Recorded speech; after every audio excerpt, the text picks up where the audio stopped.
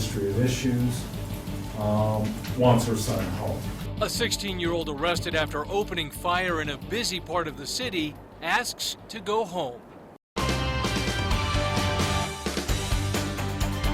Good evening. He's only 16 and he's racked up at least 8 felony charges while on the run from police. It was a shooting that finally landed him behind bars, and he'll stay there for now. Here's News 13's Marissa Lucero with details. Marissa. Dean, Jess, today a judge could have released Mylan Bill from custody and let him go home with his family, but he's proven in the past that it doesn't take him long to leave home and find trouble. A SWAT scene in the Northeast Heights had APD's tactical, special investigations, and crisis intervention teams working for hours to get Mylan Bill to step out of the house peacefully.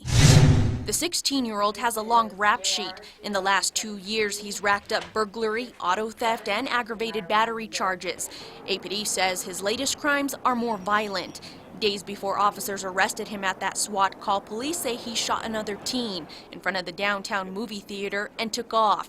It happened last Monday, and you can see where the bullets hit the doors. Today in court, we were asked not to shoot video of Bill as the teen's attorney pleaded with the judge to release him. His mother, despite what's been presented here, despite the history of issues, wants her son home.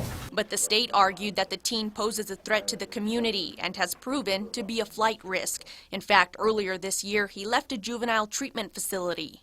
Mylan absconded from Desert Hills on February the 27th and remained on warrant status until he was apprehended by APD SWAT on December the 15th. His mother declined to address the judge herself.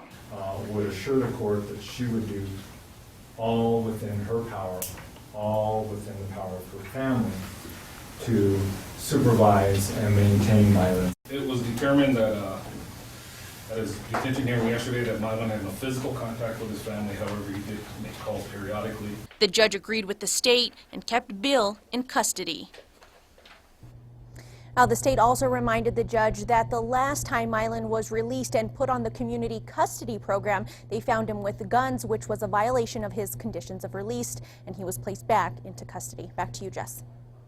All right. Thank you, Marissa. Police have not said how they've linked him into the shooting downtown, but they believe it was not random. APD says the victim in this case is still in the hospital.